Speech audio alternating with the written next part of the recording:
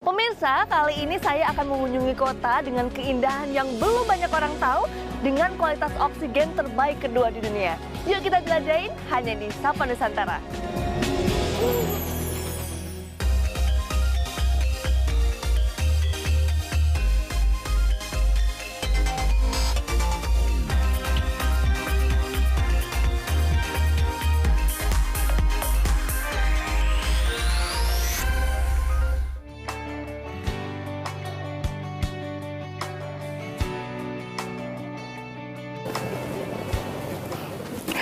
Pemirsa Sapa Nusantara, saya Reni Arumsari dan kali ini saya akan mengunjungi salah satu kota di Pulau Madura, yaitu Sumeneb. Jika Anda mengikuti perjalanan saya kali ini, saya yakin daerah ini akan menjadi salah satu tujuan wisata yang wajib Anda kunjungi. Seperti apa dan ada apa saja? Tetap di Sapa Nusantara. Nama Sumeneb berasal dari bahasa Madura yaitu Songenep yang berarti lembah atau cekungan yang tenang. Terletak di timur Pulau Madura, Sumeneb tidak hanya dapat dicapai dengan menggunakan transportasi darat dan laut, namun juga udara. Jika Anda ingin berwisata dan mengunjungi kota ini, tak usah khawatir dengan transportasinya, karena Anda bisa menggunakan moda transportasi online ataupun menyewa kendaraan untuk berkeliling Sumeneb. Kawasan wisata Sumeneb sendiri dibagi menjadi 3 kategori, yaitu kawasan wisata budaya, kawasan wisata alam, dan kawasan wisata buatan. Sumeneb memiliki bangunan-bangunan sejarah yang masih berdiri kokoh dan sangat terjaga hingga saat ini, sehingga keindahan dan kisah di baliknya masih senantiasa terjaga dan menjadi sumber pengetahuan bagi yang mengunjunginya. Dan kali ini saya akan mengunjungi 3 landmark bersejarah di Sumeneb.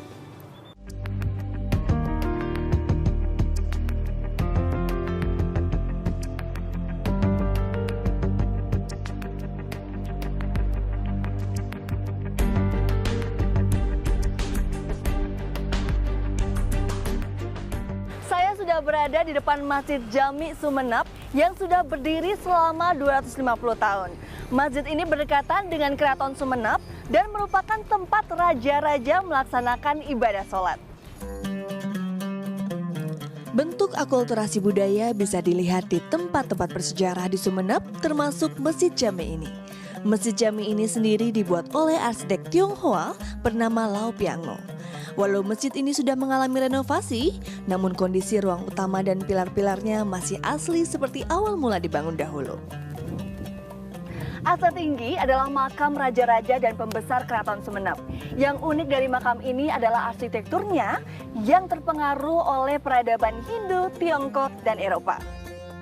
Asa Tinggi menjadi salah satu tujuan wisata religi yang dibangun sekitar tahun 1750 Masehi. Hingga saat ini, masih banyak peziarah yang mendatanginya, bahkan dari luar Sumeneb. Kubah yang terletak di tengah pemakaman ini bukanlah masjid, melainkan makam Kanjeng Tumenggung Aryo Cokronegoro III dan makam Pangeran Pulang Jiwo. Pemirsa Sapa Nusantara, saat ini saya sudah berada di depan Keraton Sumeneb dan sesaat lagi saya akan menemui seorang tokoh yang tidak hanya akan menjelaskan soal Keraton Sumeneb, tapi juga paham betul soal kota Sumeneb. Siapa beliau? Ikuti saya.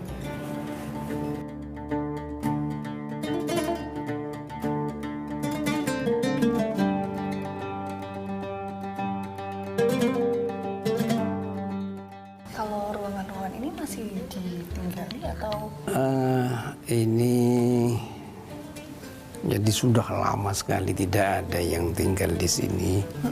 Ini memang kita rawat saja karena usia pendopo ini, keraton ini sudah 350 tahunan ya.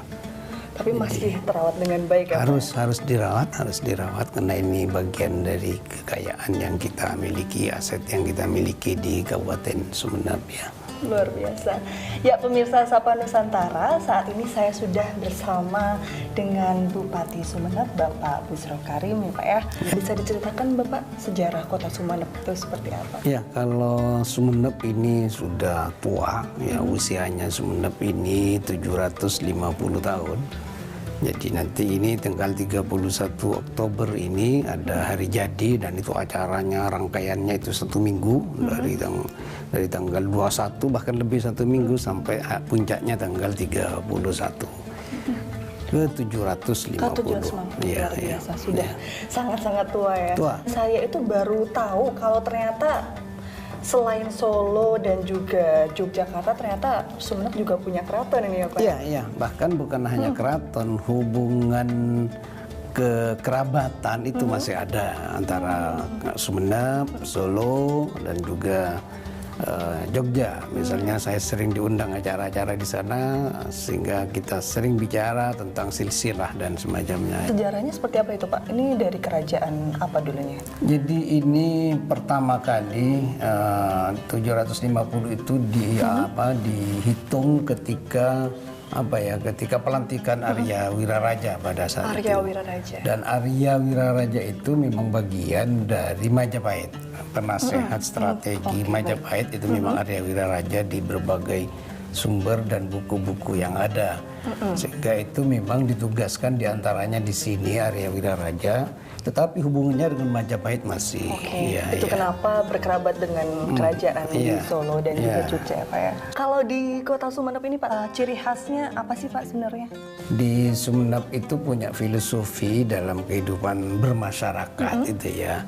Misalnya ada istilah, kalau Maduranya itu Bapak, Bubuk, Guru, Rato. Misalnya Bapak, Ibu, Guru, Raja. Guru dan Raja. Itu yang memang orang yang harus dihormati. Dari sisi filosofi kerja kerasnya, di sini itu ada yang sering kita nyanyikan, misalnya Abental ombak, misalnya Asapo angin, berbantal ombak, berselimut angin.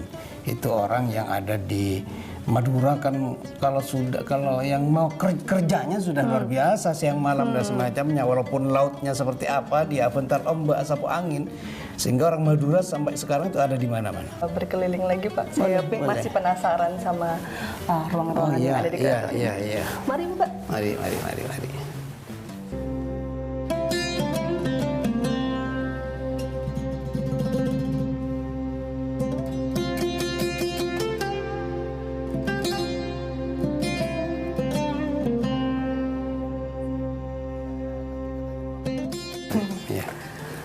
Jadi ada beberapa ruangan di sini ya Pak ya? Iya, ada 5 ruangan di sini semuanya. Oke Pak, saya itu penasaran kalau misalnya Keraton Sumeneb ini itu dari arsitekturnya itu terpengaruh budaya mana itu Pak? Saya kira yang pertama yang ingin saya sampaikan, ini kepala tukangnya malah dari Cina. Oh, dari Cina? Iya. Jadi namanya Kang Sin An gitu. Jadi sekarang diabadikan menjadi sebuah desa karena dia hidup di desa Kasengan, itu di Kang Sin An. Nah, artinya sejak dulu Sumeneb itu ada sesuatu yang berbeda, bahwasanya kerukunan antar umat beragama sudah selesai sejak dulu itu ya. Iya Pak, tadi saya sempat melihat beberapa aparat itu mengenakan baju sarung dan koko itu dalam rangka apa itu Pak? Karena tanggal 22 hari santri. Jadi kita instruksikan selama 3 hari ini kita pakai ala santri, baju ala santri, karena memang hari santri nasional. Kota Sumeneb mau ulang tahun ini ya Pak ya? Iya, ini nanti tanggal 31 puncaknya. 31 puncaknya. Itu aktivitasnya ada apa aja ini Pak? Ya, banyak sekali pada dasarnya acara-acara, termasuk seperti ini nanti malam kan masih ya, mungkin kita akan bareng ya bersama-sama ke acara di mana, di luar Ayani di lapangan nanti malam. Itu kan bagian expo dari, itu ya Pak ya? Expo itu bagian dari nanti sampai puncak tanggal 31 itu ya. Nanti kita jalan-jalan dan keliling-keliling ke expo-nya Pak ya? Iya, tapi ini sudah jam berapa ini sekarang? Sudah sebelum ke siang sana, Pak. Ayo makan siang, ada kaldu kokot Itu sekarang ini saya namanya. baru dengar, tapi bentuknya seperti apa, rasanya seperti apa, kita akan coba bareng-bareng spesial dengan Bapak Bupati ya. Oke, makan bareng.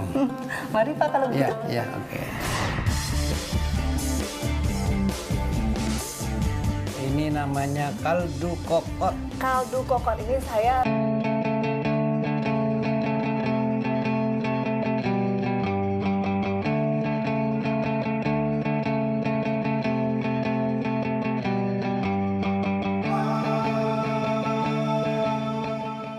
Ya pemirsa Sapa Nusantara, ini sesi yang kita tunggu-tunggu ya, sesi kulineran. Tapi kali ini sangat spesial karena saya ditemani langsung oleh Bapak Bupati Sumeneb. Ini mencoba, apa Pak tadi namanya? Ini namanya kaldu kokot. Kaldu kokot, ini saya baru pertama kali dengar. Ini rasanya seperti apa, kita akan cicipin ya. Ini ada apa aja nih Pak? Jadi pasti ini ada kikil, kokot itu bahasa Madura. Oh, kokot itu kikil ya? Kikil sapi ya Pak ya? Iya, kikil sapi. Kikil sapi. Terus biasanya ini ada kacang, ya kacang hijau kacang ini hijau ya. ya? Kalau di Kacang Jawa hijau. biasanya kan pasti manis dan semacamnya rasanya karena memang dibuat seperti itu. Kalau ini apa ya Pak ya? Ini kurkit. Kurkit? Iya, bahannya dari ketela pohon. Oh, oke. Dari Iya, ketela, iya, dari ketela. ditumbuk gitu Pak? Iya. Dan memang biasanya memang pasangannya ini dengan Oh, ini juga iya kan ini ya? sudah Oh, ada iya, di oke, dalam oke. itu ya pasangan. Pengganti nasi nih Pak, pengganti Bisa karbohidrat. atau bisa ada ini lagi juga kan ya. Jadi ada kurkit dari singkong, ada juga lontong.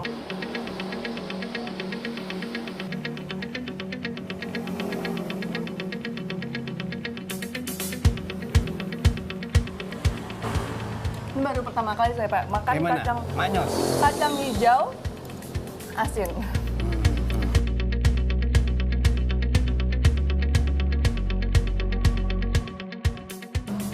Dan pemirsa, setelah nanti kita akan mengisi perut dengan kaldu kokot ini, kita bakal jalan-jalan ya Pak ya, ke Expo di Sumeneb. Ya, nanti insya Allah kita bareng malam-malam juga bareng. Jadi tetap di Sapa Nusantara.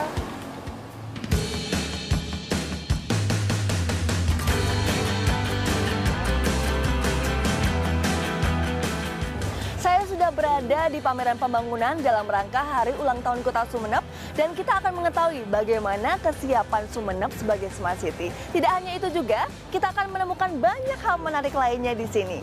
Dan saya akan ditemani langsung oleh Bupati Sumeneb, Bapak Busro Karim. Kemudian dilanjutkan dengan laporan Kepala Dinas Komunikasi dan Informatika, Bapak Ferdiansah Tetrajaya SE. Puncaknya, yaitu sambutan dan peresmian pembukaan Sumeneb Smart City Expo oleh Bapak Bupati Sumeneb.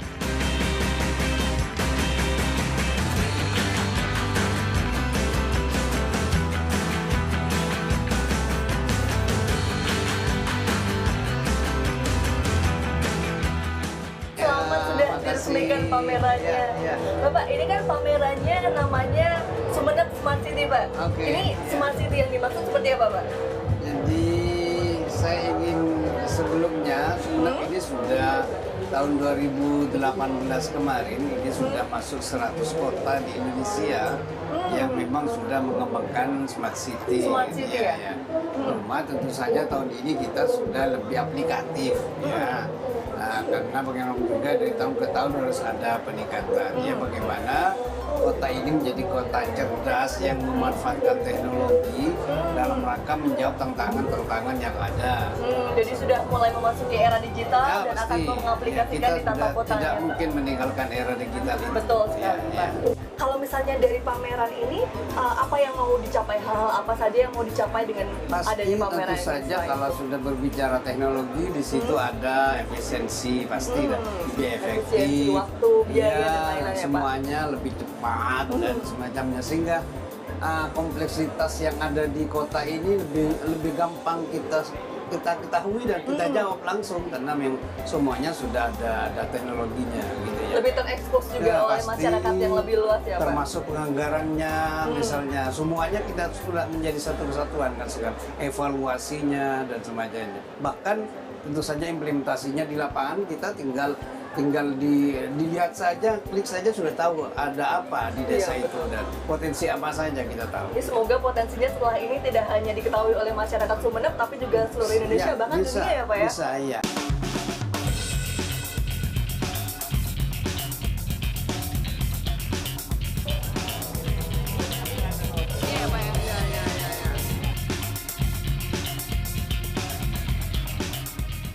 Saya masih penasaran Pak, kalau cendera mata atau kerajinan tangan khas dari Sumeneb itu apa saja Pak? Jadi bisa dalam bentuk keris Keris ya?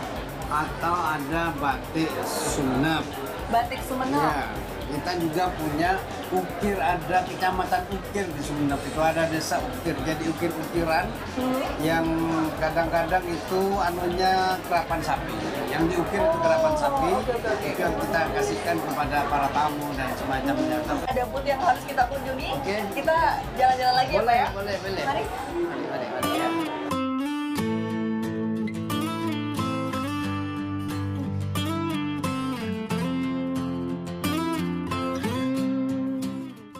Ya. Ternyata luar biasa sekali ya Pak. Makin malam antusiasmenya malah makin meningkat ya Pak. Makin mantap. Makin mantap. Berarti kita ngomongnya harus agak lebih keras Ya, Pak. karena memang Sumenep itu kabupaten super mantap. Ada nggak objek wisata alam yang Bapak rekomendasikan untuk saya?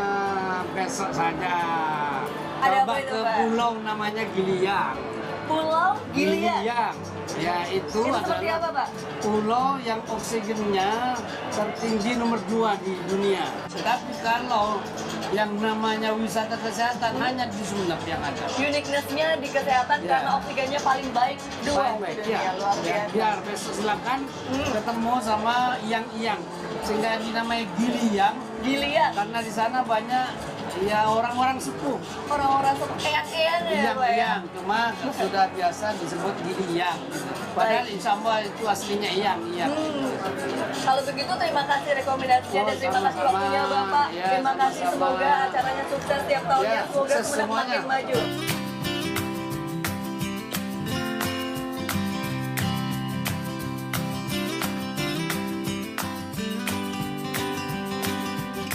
Itu tadi bincang-bincang saya bersama Bupati Sumenep Bapak Busro Karim. Dan selanjutnya saya akan mengunjungi wisata alam yang tadi sudah direkomendasikan oleh Bapak Busro, yaitu Pulau Giliang.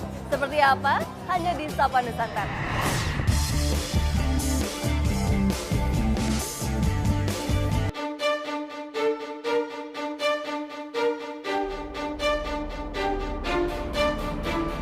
Pemirsa, saya sudah sampai di Giliang dan ternyata benar, saya baru sampai di sini aja udaranya udah segar banget. Nah, katanya nih pemirsa, angka harapan hidup penduduk di sini itu sangat tinggi karena kualitas udaranya. Tapi saya nggak akan sendiri nih. Saya ditemani oleh Mas Ramdan. Halo Mas Ramdan. Halo Mbak, selamat datang di Terima Pulau kasih. Giliang. Kalau lokasi yang mau kita kunjungi pertama mana nih Mas? Kalau yang lebih baik itu kita ke titik oksigen dulu. Titik oksigen ya? Titik oksigen. Nah, jadi di titik oksigen kita bisa merasakan atau ya setidaknya kita tahu bahwa di Giliang itu memang benar-benar oksigennya Baik ya? baik. Menarik kan? Kita langsung aja yuk ke sana supaya kita bisa benar-benar merasakan. Yuk.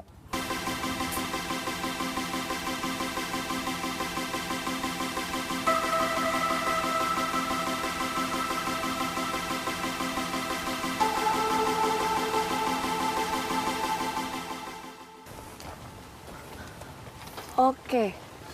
Ini udah sampai ya? Udah sampai kita jadi ada di spot oksigen, salah satu spot wisata juga yang ada di Pulau Giliang, yaitu spot oksigen ini. Kok bisa namanya titik oksigen tuh gimana, Pak? Jadi dipercaya bahwa tempat ini adalah titik pertama saat itu ketika LAPAN itu lembaga antariksa menemukan bahwa kandungan oksigen di Pulau Giliang itu lebih baik dari yang ada di udara bebas seperti itu. Kalau selain dari lembaga antariksa tadi, ada nggak lembaga penelitian lain yang sudah meneliti dan memastikan bahwa ternyata di sini tingkat oksigennya paling tinggi dari daerah lain gitu? Oke, jadi yang pertama itu kan bahwa Gili yang ditemukan mengandung atau kadar oksigen di Giliang itu terbaik kedua di dunia, itu dilakukan oleh LAPAN pada tahun 2006 saat itu, 2006. Nah, beberapa tahun kemudian dilakukan penelitian yang sama oleh Balai Besar Teknik Pengendalian Lingkungan. Itu Balai Besar Teknik Pengendalian Lingkungan. Itu Nah, juga melakukan penelitian di tahun 2012 dan tahun hasilnya 2012. itu sama. Dan seperti ternyata itu. masih terbaik kedua iya, di dunia. Seperti itu. Nah, ini saya lihat ada banyak balai. Itu digunakan untuk apa tuh, Mas? Nah, ini sebagai bentuk support dari pemerintah. Kemudian pemerintah melakukan pembenahan, jadi mensupport di sini agar wisatawan yang datang ke sini itu bisa stay sejenak di sini sebelum nanti mereka ke destinasi selanjutnya seperti itu. Jadi kualitas oksigennya itu paling baik di malam hari? Di malam hari. Itu dari jam berapa sampai jam berapa? Di itu kira-kira, atas Mas? jam 1 malam. Di atas jam 1 biasanya, malam. dipercaya itu batas akhirnya itu jam 9 pagi.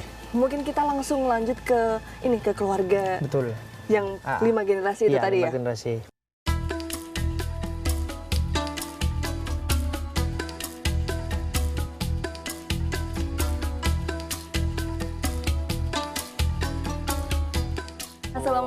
Assalamualaikum. Orang Ibu. Umurnya berapa saja ini, Mas? Lah, kalau kita bicara umur, untuk yang paling sepuhnya mungkin ibu yang ini yang pakai tongkat. Ibu dengan Ya. ibu siapa? Masirah, Namanya ibu? Panjenengan Bu? Melati. Melati. Umurnya? Sekitar 115 sih, sekitar 115 tahun. Ibu Kita- Minarti ini umurnya sudah 115 tahun, pemirsa. Luar biasa sekali. Lalu yang tertua kedua, Keduanya Ibu Punatia. Kita umurnya berapa, Ibu? sana umur. Ibu yang kedua ini sekitar 87-80. Sekitar 87 90 ya? Iya. Hmm. Setelah itu ibu ini yang ketiga. Masih ada mana Bu? Hurma. Hurma. gitu. Ibu Hurma. Hurma. Ibu Hurma. Ibu Hurma. Ibu Hurma umurnya Umurnya itu lebih 70. Kalau ini lebih 70. Sekitar 70 Ah, sekian ya? 70. Nah, kalau yang termudanya Ibu Mohagi Bu. Pas panjenengan asmana Mohagi. Moha itu Ibu Moha. 60-an lah. 60-an. Iya. Kalau generasi kelimanya sudah masih di sini? Mas, kebetulan lagi ada tugas di luar. Oh. Nah, kebetulan lagi ada tugas di luar itu laki-laki untuk yang berikutnya. Gitu. Apa sih kira-kira aktivitas yang dijalani sehari-harinya? Resa Arena panjenengan ala kenapa? Anakku karang-karang. Oh, jadi mereka aktivitasnya seperti inilah Kak, mengumpulkan karang di mana di Di pesisir pantai? pesisir pantai, pasir juga ada juga yang masih usahanya itu kayak nelayan gitulah, kayak apa namanya, Jual beli pengepul, ikan? ya jual beli Oke, ikan. oke. Keempat ibu ini itu kakak beradik atau Iya. hubungan ibu dengan anak atau? Anika saat anu kan ki reng sepo sareng putra ki nggih reng sepo apa jeneng putra lagi Anika. Bisa. Oh, oke. Iya, jadi anak orang tua dengan anak gitu. Jadi hubungannya turun temurun dengan memang. anak. Ibu dengan putrinya, Iya. dengan putrinya Iya, lagi, dengan benar. putrinya lagi. Ah. Luar biasa. Kalau di desa ini itu banyak keluarga yang punya bergenerasi-generasi lagi seterusnya. Ada beberapa sih, nggak banyak karena ya mereka kan rata-rata yang stay di sini itu ya mereka yang memang lokal di sini. Kadang yang udah mereka mindsetnya udah modern keluar dari pulau jadi gitu. Tapi ada beberapa sih yang memang ada beberapa generasi yang masih bertahan sampai sekarang dan itu usianya juga lebih dari 100 tahun. Untuk generasi yang pertamanya seperti itu Kak. Oke, itu mungkin cukup. Nanti kita Boleh. lanjut explore lagi Gili Siap. Eyangnya.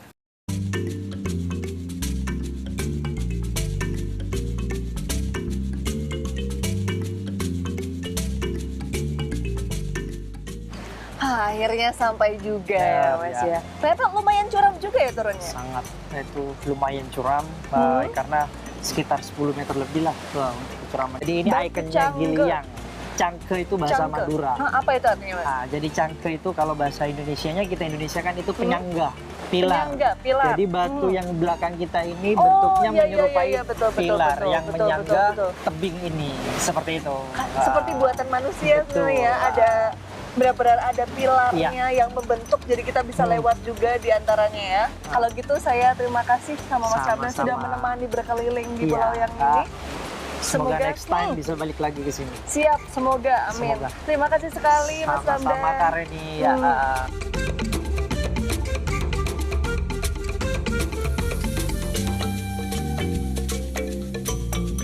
Tak kenal, maka tak sayang. Itu gambaran yang tepat jika Anda belum pernah ke Sumeneb. Dari sini saya menyadari masih banyak daerah Indonesia yang kita tak kenal namun sebenarnya memiliki potensi untuk dikembangkan. Inilah bukti Nusantara Indonesia begitu kaya.